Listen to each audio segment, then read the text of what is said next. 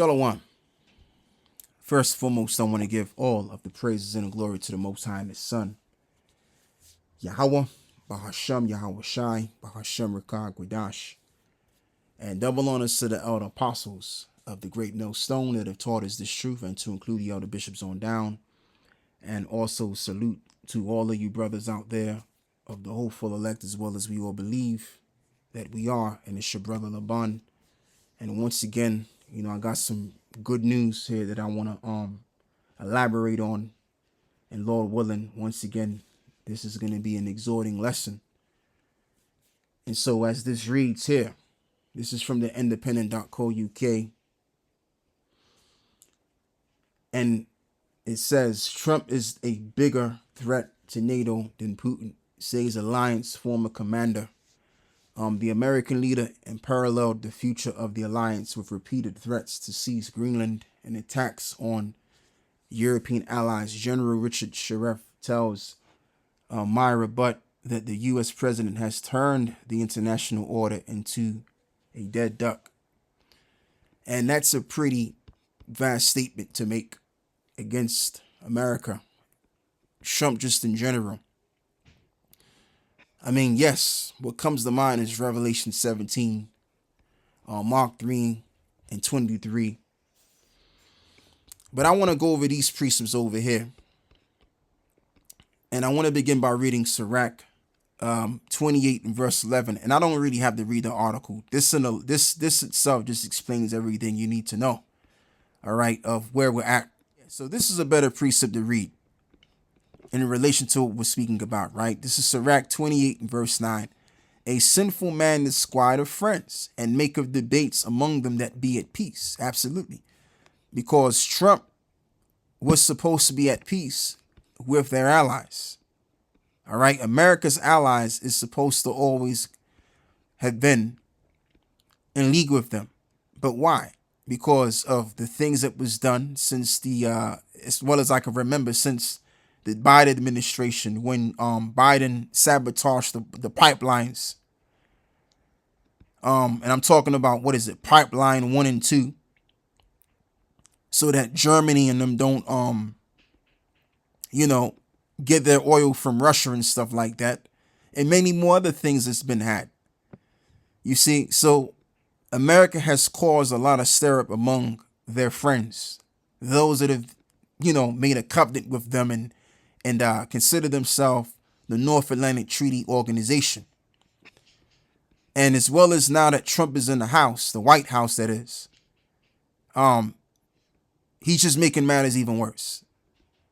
All right, with having this idea of taking over Greenland and scaring the people of Denmark, if I'm correct, and got them in all in a state of panic, to the point where now the point is conveyed that Trump is a bigger threat to NATO than Putin.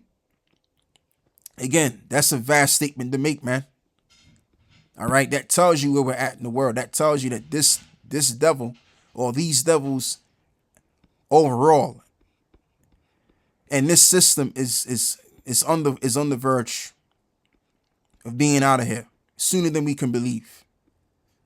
All right, because as I always like to say, the North Atlantic Treaty Organization was a kingdom not to be reckoned with. Now there's disputations. Now there's this backbiting among one another, and these political figureheads are getting together and they're talking about what's happening with America, man. So America did that. America actually made it so that these nations that they were supposed to be in league with bring about this division. All right. Now they're divided amongst one another. And so therefore the kingdom cannot stand, isn't it? Mark 3 and verse 23 to verse, if I'm correct, 25. Right. So once again, a sinful man is squire of friends and make of debates among them that be at peace. And now I want to tie this in with Obadiah 1 and 7. All of the men of thy confederacy. Again, the word confederacy is from the Hebrew word bara'ath. Bara'ath, if I'm correct, which means covenant or treaty, have brought thee even to the border, and the men that were at peace with thee have deceived thee. and prevailed against thee, and they that eat thy bread have laid a wound under thee, and there is no understanding in them. So the greatest wound that is going to be upon them is the nuclear destruction that their own allies are going to send against her. And that's in the book of Revelations, the 17th chapter, alluding to her, referencing to America being Babylon the Great, or all daughter of Babylon. All right. That they shall burn her with fire. How are they going to burn her with fire? Meaning her allies are going to shoot missiles at her.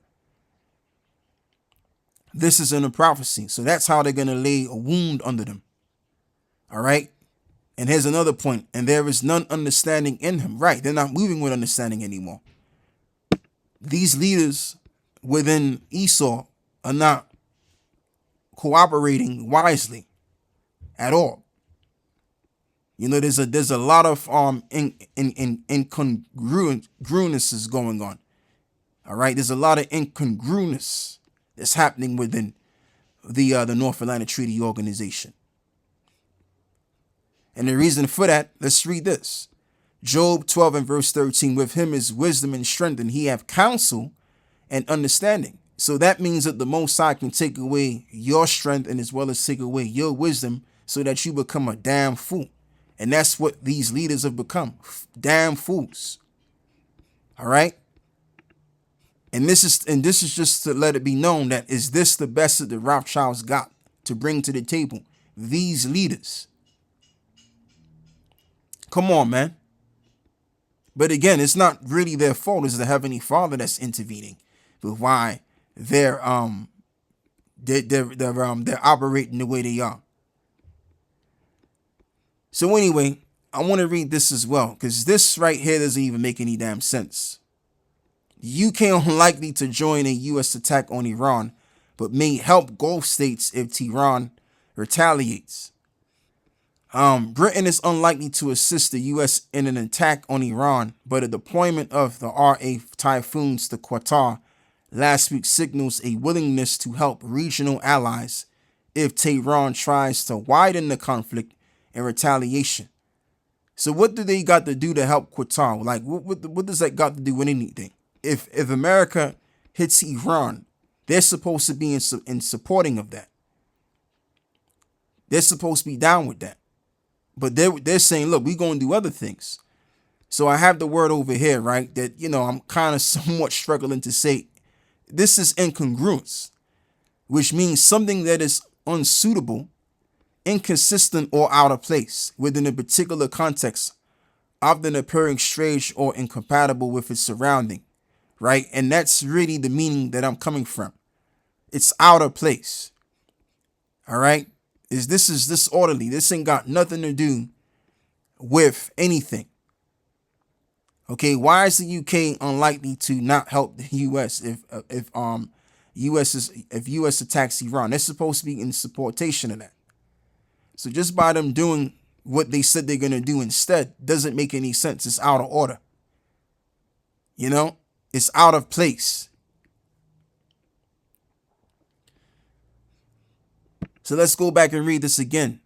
In verse 8 in Obadiah, shall not in that day, save the Lord, even destroy the wise men out of Edom, and understanding out of the mount of Esau. And thy mighty men, O Teman, shall be dismayed to the end, that every one of the mount of Esau may be cut off by slaughter. Right, so that's the thing. Once again, it's the Lord that's making them into fools, turning their wise men into fools, because the Temanites, which are your Germans, they're supposed to be the wise out of Edom. Case in point, hence you get the term German manufacturing. Their cars are better. Their technology is better where it concerns appliances to include. Everything that the Germans have been doing has been better. And that's what that's what the Second World War was all about. You know, because Britain felt threatened by the superiority of Germans' technology. So that's part of the reason why that was even being had. Okay, just to include. So it's all a mess. It's all hodgepodge.